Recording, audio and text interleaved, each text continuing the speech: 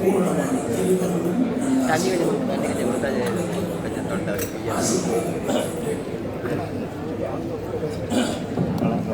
பார்வதீபதையே எல்லா வல்லனை அழகுக்கு என்னுடைய திருப்பாதங்களை வழங்கி ஒருவருடம் இருவருடம் நிறைந்திருக்கின்ற வேலையிலே இன்றைய தினம் அன்பினுடைய பஞ்சவிம்சதி அதாவது 25 தின விழாக்கள் ஆரம்பமாகி நிறைவடைந்து இன்றைய தினம் பூங்காவன உற்சவம் மிகவும் சிறப்பாக காலை முதல் இங்கு நவோத்திர சகஸ்ர சங்காபிஷேகம் அம்பாளுக்கும் நாயக் பெருமான் பரிவார மூர்த்திகளுக்கெல்லாம் காய்ச்சித்த அபிஷேகங்கள் வழிபாடுகள் எல்லாம் நடைபெற்று மாலை நிகழ்வாக இங்கு அம்பிகை இழந்தருளி வீதி விழா வரை தந்து அழகாக அமைக்கப்பட்டிருக்கின்ற அந்த பூங்காவன பூஞ்சோலையிலே அம்பிகை அமர்ந்து அவளுக்கு தீபாராதனைகள் வழிபாடுகள் பஞ்சபுராணம் திருவுஞ்சல் பாடல் கீர்த்தனங்கள் நாதஸ்வர கல் வாத்தியங்கள் மற்றும் உடுப்பு வாத்தியங்கள் நாதங்கள் எல்லாம் அம்மாள் இந்த உலகாலம் இருந்து இந்த எங்களுக்கெல்லாம் அவள் தந்த அம்பிகை ஓய்வாக இருந்து சந்தோஷமாக குளிர்ச்சி அடையும் முகமாக இந்த பூங்காவன உற்சவமானது மிகவும் சிறப்பாக நிறைவடைந்து அம்பியினுடைய திருவள்ளுவத்திற்கும் அனைவருக்கும் உடையகாரருக்கும் அனைத்து ஜீவராஜருக்கும் அம்பியுடைய பூர்ணமான திருவருள் நிறைந்திருக்க வேண்டும் என்று இந்த நேரத்திலே பிரார்த்தித்துக் கொண்டு நமது ஆலய திருவள்ளிலே நாளைய தினம் வைரல் மலை எல்லோருக்கும் தெரியும். நாளைய தினம் ஆடி அமாவாசை என்றும் போட்டிருக்கிறார்கள். அதே நேரம் சூரிய கிரகணமும் நாளைய தினம் மாலை 6 மணி முதல் 8 மணி வரை தோற்றவுள்ளது. அந்த வகையிலே சூரிய கிரகணம் மாலை 6 மணி முதல் 8 மணி வரை தோற்றிருக்கின்றமையால் உங்களுடைய வைரல் மலையெல்லாம் காலையிலே வழமையாக நடைபெறுகின்ற 12 மணி பூஜையானது 11 மணிக்கு ஆரம்பமாக நடைபெற்று அதனைத் தொடர்ந்து வைரல் மலைக்குரியதாகிய அபிஷேகங்கள் பூஜைகள் வழிபாடுகள் எம்பெருமான் எழுந்தருளி வீதி விழாவின் திருக்காட்சிகள் எல்லாம் 4 மணிக்கு முன்பதாக நிறைவடைந்து ஆலய நடை சாற்றப்பட்டு 13ஆம் தேதி காலையிலே பிராச்சித்த விஷயத்துடன் ஆலயம் திறக்கப்படும். அடுத்ததாக நாளைய தினம் ஆடி அமாவாசை என்று பஞ்சாங்கம் உலகெல்லாம் போட்டிருக்கின்றார்கள். ஒரு கிரகணம் தோற்றினால் அன்றைய தினம் தோஷமுடையதாக இருக்கும். அதாவது நாங்கள் அந்த நேரத்தில் அந்த நாளிலே நாங்கள் கற்பனங்கள் எதிர்காரியங்கள் செய்யும் பொழுது அதனுடைய பலன்கள் கிடைக்காதுன்னு சொல்வார்கள். ஆகும்படி அந்த வகையிலே அதை போட்டிருப்பால் பஞ்சாங்கத்திலே இன்றைய தினம் கிரகணம் தோற்றுகின்றமையால் சிரார்த்ததியில் மறுநாள் கொள்கை, அதாவது ஆடி அமாவாசையோ பௌர்ணமியோ இந்த விதி பிரகாரம் நாம் செய்கின்ற இந்த விதிகள் சிரார்த்தங்கள் அர்ச்சனைகள் வழிபாடுகள் மறுநாள் கொள்கை என்று சொல்வார்கள்.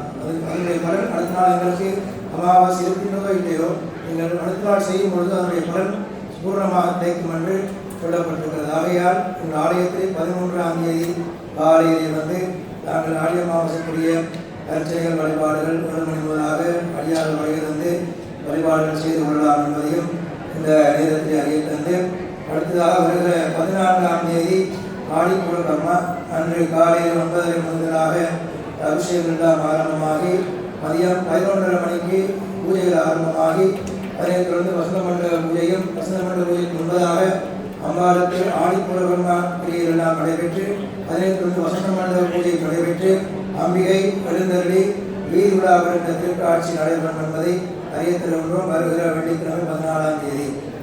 அதனைத் தொடர்ந்து வருகின்ற 21ஆம் தேதி வெள்ளிக்கிழமை வரலட்சுமி விரத பூஜை.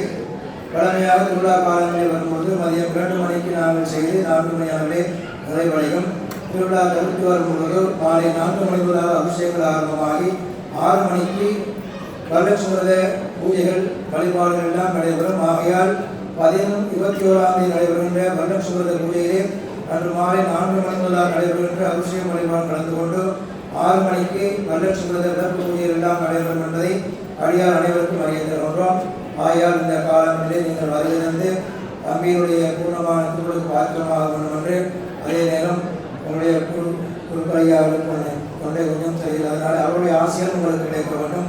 அவருடைய ஆசிரியரோடு என்னுடைய ஆசிரியரும் பூர்ணமாக எல்லோரும் கிடைக்க வேண்டும் என்று பிரார்த்தித்துக் கொண்டு நல்ல ஆசிரியர்கள் வாழ்க்கையை தெரிவித்துக் கொண்டு நம்ம பார்வதி மதையே எல்லாம் வல்ல அம்பிகையின் திருப்படிகளை போற்றி வணங்கிக் கொண்டு எங்கள் மகோற்சவ பெருந்திருவிழாவின் 26ஆம் நாள் பூங்காவனமானது அன்னியானவள் சாலையில் வீட்டிலிருந்து எல்லோருக்கும் அருள்வாளித்து தனது இருப்பிடத்துக்கு திரும்பி இருக்கின்றார். அந்த வகையில் இந்த விழாவை சிறப்பித்து நடாத்திய அனைத்து குருமார்களுக்கும் இந்த தருணத்தில் நன்றிகளை தெரிவித்துக் கொள்வதோடு இந்த உபயங்களை ஏற்று நடத்திய அனைத்து உபயகாரர்களுக்கும் எங்கள் எல்லோரினது சார்புகள் நன்றிகளை தெரிவித்துக் கொள்வதோடு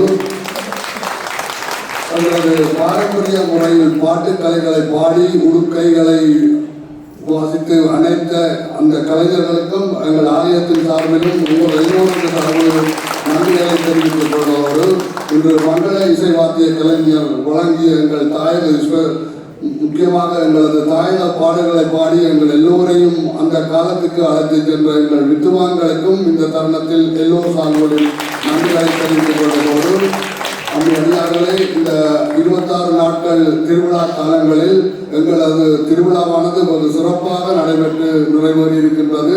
இந்த திருவிழா காலங்களில் எங்களுக்கு பலதரப்பட்ட உதவிகளை எல்லா அடியவர்களும் செய்திருக்கின்றார்கள். அந்த வகையில் நான் பேர் குறிப்பிட்டு ஒருவரை சொல்லாமல் எல்லா அடியவர்களுக்கும் எல்லா வழிகளிலும் உதவி செய்தவர்களுக்கும் இந்த தருணத்தில் எல்லோர் சார்பிலும் நன்றிகளை தெரிவித்துக் கொள்வதோடு உறுப்பினர்கள் குறிப்பிட்டது போல எங்கள் ஆடி அமாவாசைக்குரிய ஒழுங்குகள் எங்கள் ஆலயத்தால் செய்யப்பட்டுள்ளது. அதற்குரிய ஒழுங்குகள் மரக்கரையிலிருந்து தானம் கொடுப்பது வரை எல்லாம் நாங்கள் ஒழுங்குபடுத்தியுள்ளோம். நீங்கள் வருகை தந்து ஆடி அமாவாசை என்று அந்த தானங்களை இங்கேயே வேண்டி குருக்கள்மார்களுக்கு கொடுத்து உங்களது அர்ச்சனைகளை செய்யலாம் என்பதையும் கூறிக்கொண்டு வருகின்ற 21ஆம் தேதி வெள்ளிக்கிழமை வரலட்சுமி பூஜை நடைபெற உள்ளது. அதன் உபயத்தில் பங்கு கொள்ள விரும்பும் அடியவர்கள் வரலட்சுமி பூஜையில் கலந்து கொள்ள விரும்பும் அடியவர்கள் இப்பொழுதே நீங்கள் உங்கள் பதிவுகளை மேற்கொள்ளலாம் என்பதையும் இந்த தருணத்தில் கூறிக்கொள்வதோடு அடியார்களே இந்த திருவிழா காலத்தில் இந்த மகோற்சவ காலத்திற்கு முன்பாக எங்களுக்கு குருமார்கள் பற்றாக்குறை இருந்தது. அந்த குருமார்கள் பற்றாக்குறை இருந்த காலத்தில் நாங்கள் குருக்களையாவுடன் சேர்த்து 3 குருமார்களை இலங்கையிலிருந்து அழைத்திருந்தோம். அந்த வகையில் ஒருவர் பிரசன்னா குருக்கள் திருப்பலை துர்காதேவி ஸ்தாபனத்தில் இருந்து எங்களது ஆலயத்திற்கு நாங்கள் கேட்ட உடனே வருகை தந்திருந்தார்.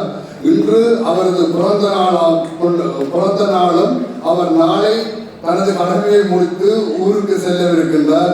எனவே உங்கள் எல்லோரும் சார்பிலும் அவரை வாழ்த்தி நாங்கள் பெருமைப்படுகின்றோம். அவருக்கு நன்றியை கூறிக்கொள்வதோடு நீங்கள் இந்த பூஜைகள் முடித்தபின் அவரிடம் வந்து ஆசீர்வாதங்களை வேண்டிக் கொள்ளலாம். அவர் இந்த காலகட்டத்தில் எங்களுக்கு உண்மையிலேயே நாங்கள் குருமார்கள் பற்றாக்குறைந்த காரணத்தில் எங்களுக்கு வந்து மிகப்பெரிய ஒரு உதவியை புரிந்து செல்கின்றார். அந்த வகையில் அவரிடம் நாங்கள் கடமைப்பட்டுள்ளோம்.